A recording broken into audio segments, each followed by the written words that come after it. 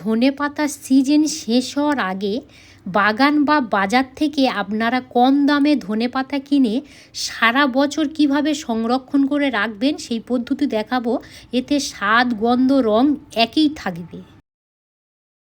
নমস্কার বন্ধুরা, Malavika kitchen with village ফুডে আপনাদের সবাইকে স্বাগত জানাই।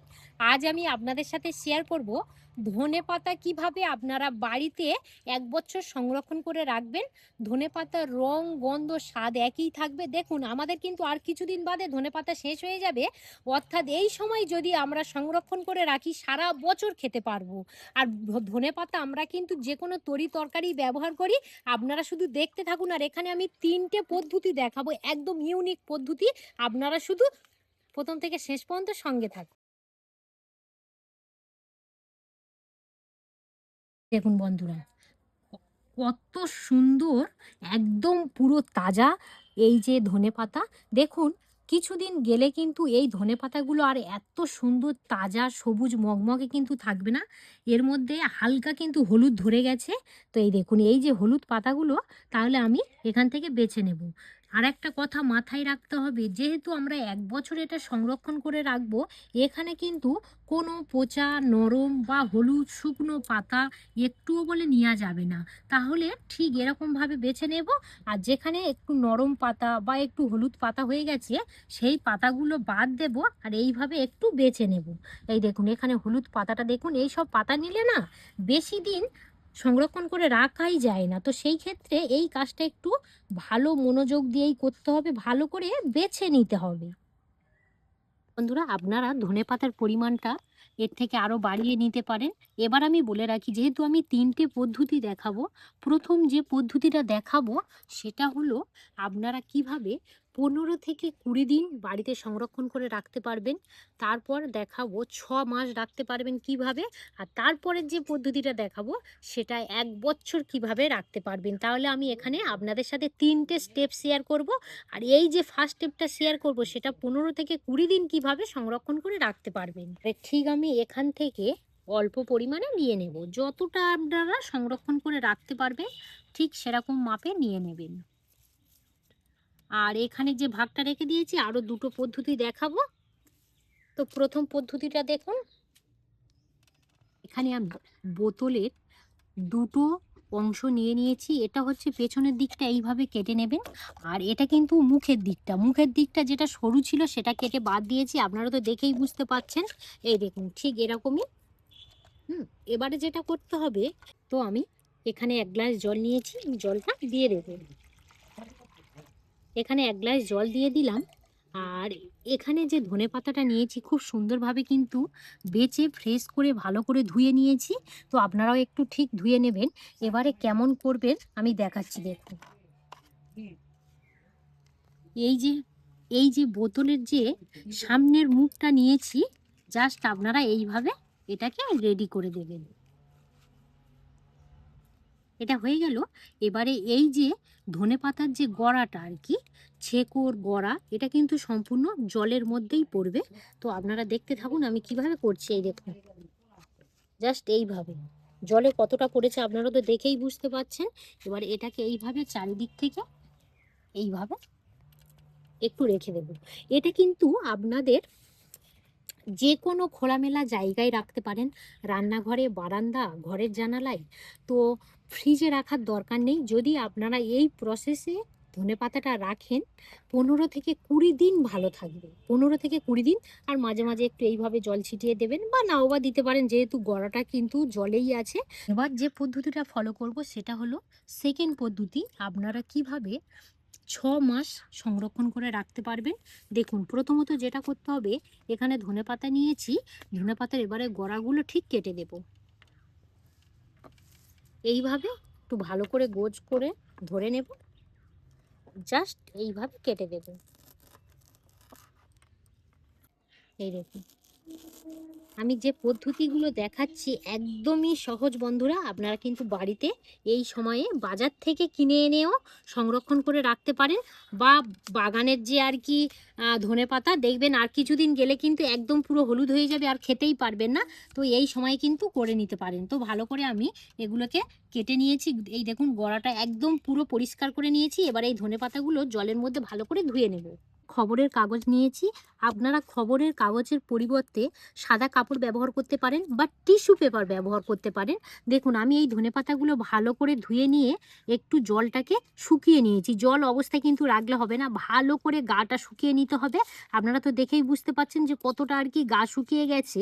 এবারে ঠিক আমি এইভাবে দিয়ে দেব। দেখুন খবরের কাগজে ঠিক একদম এক ধারে দিতে হবে। এই যে দিয়ে দিয়েছি, আর এটাকে একদম গোছ করে দিতে হবে, গোছ করে দিতে হবে। ঠিক আছে, তো এবারে কি করতে হবে দেখুন, এই যে আমি ভালো করে দিলাম, এবারে কিন্তু ভালো করে রোল করে নেব। এইভাবে ফোল্ড করে বানিয়ে নেব। এই দেখুন এইভাবে নিয়ে নিয়েছি। এবারে দুদিক থেকে এইভাবে একটু সিল করে দেব।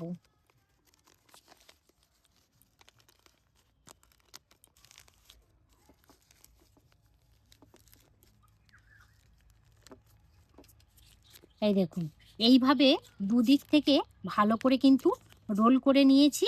এবারে কি করব দেখুন, এখানে নিয়েছি একটা প্লাস্টিকের বক্স। দেখুন আমাদের বাড়িতে কিন্তু এই রকমই বক্স প্রত্যেকের হাতের কাছেই থাকে। এবারে যেটা করব, এই বক্সের মধ্যে এটাকে আমি এইভাবে দিয়ে দেব।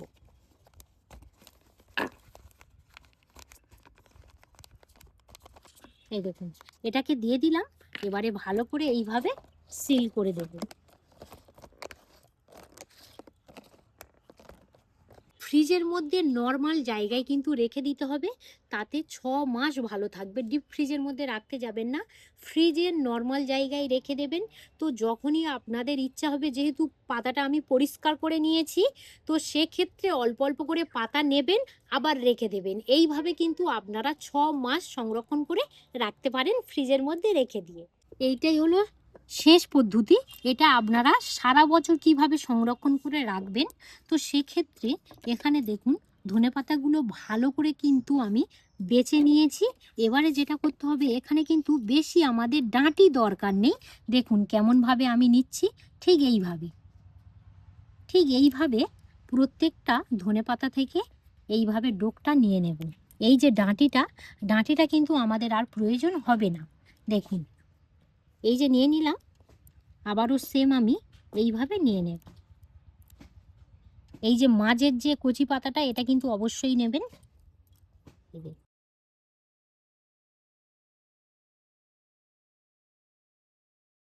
দেখুন এখানে কিন্তু ডুগের পাতা নিয়েছি। তো এক্ষেত্রে এটাকে জলের মধ্যে ভালো করে ধুয়ে পরিষ্কার করে নিয়েছি। আপনারাও সেম একইভাবে ভালো করে ধুয়ে পরিষ্কার করে নেবেন। এবার আমি বলে রাখি, ঠিক এগুলোকে এইভাবে ভালো করে এইভাবে রেখে দেব, চারিদিকে ছড়িয়ে এইভাবে রেখে দেব। আপনারা কিন্তু রোদে দিতে যাবেন না, দিলে কিন্তু আমাদের রং স্বাদ একদম পুরো আর পাওয়া যাবে না। যে ধনেপাতার মধ্যে যে ফ্লেভারটা থাকে সেটা কিন্তু পাওয়া যাবে না। তো ভালো করে জলের মধ্যে ধুয়ে আপনারা ছাওয়া জায়গায় না হলেও 2 থেকে 3 দিন এইভাবে রেখে দেবেন। আমিও সেম এইভাবে রেখে দেব। তো 3 দিন পর আবার আপনাদের সঙ্গে দেখা হচ্ছে। ধরো আমি 3 দিন এইভাবে রেখে দিয়েছিলাম, একটু উল্টে পাল্টে দেবেন, দেখবেন খুব সুন্দরভাবে মরমরে হয়ে যাবে। আর যখনই আপনারা উল্টোতে যাবেন, অটোমেটিক এরকমভাবে ডাস্ট হয়ে যাবে। এই দেখুন কত সুন্দর হয়েছে। এবার আমি বলে রাখি, এটাকে একটু মিক্স জারে বা শিলনোড়াতে একদম পুরো পাউডার বানিয়ে নেব। ফাইনালি একদম পুরো পাউডার বানিয়ে নিয়েছি। এই দেখুন ধনেপাতার পাউডার যে এত সুন্দর বাড়িতে বানিয়ে 1 বছর সংরক্ষণ করে রাখা যায়, ভিডিওটি না দেখলে আপনারা বিশ্বাসই করতে পারবেন না। ছাঁকুনি নিয়েছি। তো এইভাবে ধনেপাতার পাউডারটা একটু চেলে নেব। যেহেতু হালকা ডাঁটি ডাঁটি থাকে, আপনারা কিন্তু ওই ডাঁটিটাও ব্যবহার করতে পারেন, সেক্ষেত্রে কোনো অসুবিধা নেই। তো এইভাবে একটু চেলে নিলে কি হয়, খুব সুন্দরভাবে একদম পুরো মিহি হয়ে গেল। এই দেখুন কত সুন্দর শুধু হচ্ছে দেখুন, আর কতটা ডাস্ট এবং মিহি হয়েছে দেখুন, আপনারা তো দেখেই বুঝতে পারছেন। ধনে পাতার পাউডারটা কত সুন্দর একদম পুরো রেডি হয়ে গেছে দেখুন। আপনারা কিন্তু এইভাবে পাউডারটা বানিয়ে ১ বছর সংরক্ষণ করে রাখতে পারবেন। এখানে একটা কাঁচের এয়ারটাইট কন্টেনারের মধ্যে ভরে রাখবেন। যখনই আর কি তরি-তরকারি হয়ে যাবে, জাস্ট এইভাবে অল্প করে একটু ছড়িয়ে দেবেন। ফ্লেভার, স্বাদ, গন্ধ সেই একই থাকবে। তো আমি প্রসেসটা দেখালাম, পরিমাণটা আপনারা আপনাদের পছন্দ মতো বানিয়ে নেবেন। আপনাদের সাথে ৩ টে পদ্ধতি শেয়ার করলাম। সেটা হলো ১৫ থেকে ২০ দিন আপনারা কিভাবে সংরক্ষণ করবেন, ৬ মাস অথবা ১ বছর।